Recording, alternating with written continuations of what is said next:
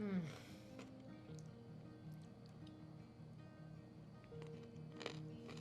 Mm. Are they that good? Yes. Can you save me some? No. Wow. Mm.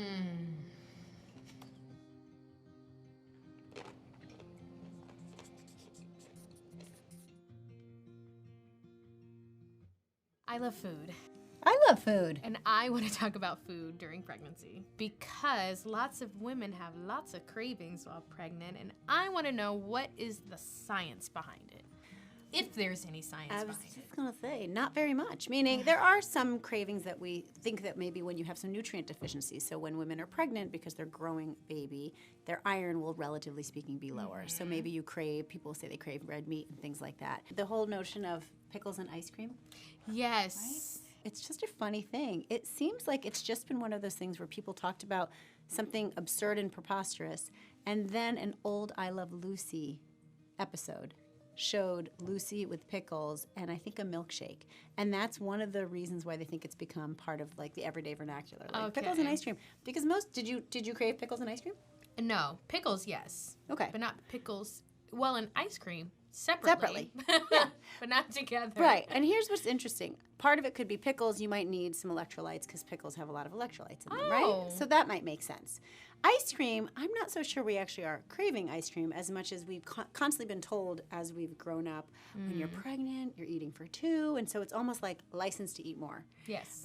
So craving, it's a hard one. There's not a lot of great data about why people crave. Have you heard of something called pica? No, what is pica? So pica, P-I-C-A, is a word that implies when people crave non-food items or items that are non-nutritional. There's not a ton of awareness about it, and there's not a ton of data about it. Women who are iron deficient or anemic will crave ice. So if you hear your Okay. friends say, oh, I feel like I don't know what's going on during pregnancy, but I just want to keep eating ice cubes. When patients say that to us, it could just be they want cold drinks, but it could also be that they're iron deficient. So that's actually a clue that we should be looking into that. And some women have been known to crave really unusual, strange things, like the crystals in laundry detergent, for example. And again, nobody knows the mechanism, but it must be some evolutionary mechanism where you're craving some nutrient or mineral that we just can't put our finger on. Is that safe to eat? No, you shouldn't be having crystals from your detergent. What about sort of some of these old wives' tales that whatever you eat while Yeah. you're pregnant, that's what the baby's gonna prefer when they... Again, no data, right? Okay. So the things that we really don't know about that seem to not necessarily make that much sense. So people will get very confused about, oh my gosh, but if I crave something, isn't the baby going to, like if I eat a lot of sweets, will the baby eat a lot of sweets? Yeah. There's wives' tales in certain cultures about if you crave something and you don't kind of buy into that craving, that the baby will come out with a blemish or a mark in the shape of this. I know. It's a very strange, unusual old wives' my tale. goodness. Again, makes no sense in nature. Yeah. So there's still a lot of data that needs to be collected about that. So we don't know. But most of these things tend to be just urban lore that no one has been able to prove. I haven't had any cravings yet. My whole life, I've just been craving like cupcakes and ice cream because I'm obsessed with them. But I should not eat those things every day, whether or not I'm pregnant. So I still have those cravings, but those are just like lifelong dreams of cake. Yeah, same for me. My palate hasn't changed. I've been a vegan vegetarian for about 10 years, and I'm still maintaining my plant-based diet.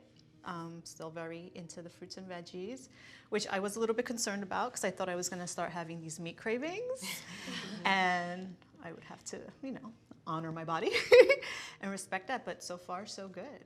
Yeah, I haven't had those. That's the one thing. I feel like I'm a meat eater. I've not craved meat. I actually wanted meat and ate chicken salad for like every single meal. I don't know why. I had no rhyme or reason.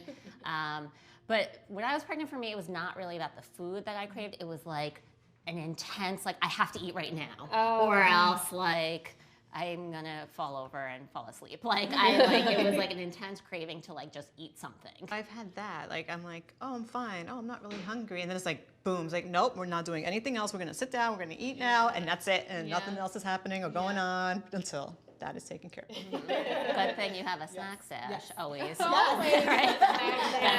I've been doing smoothies actually with like spinach and like putting collagen in it, and like I don't crave it, but like it feels so good because it's cold. I don't have to chew it. It's quick.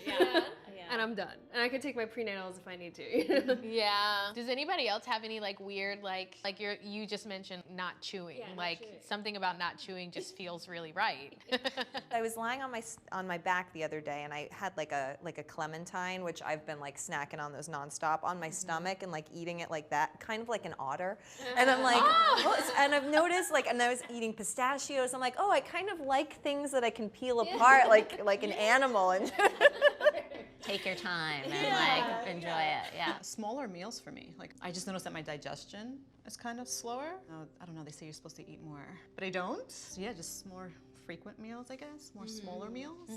Yeah, I don't really buy that whole like eating for two. Like, No, you're not. yes, technically I'm eating for two, but I'm not eating for two adults. Yeah, exactly. It's me and like something that's like the size of a blueberry, or you know, like I can't eat that much. Your baby will take whatever it needs, like really, so you technically don't have to eat double, but I chose to.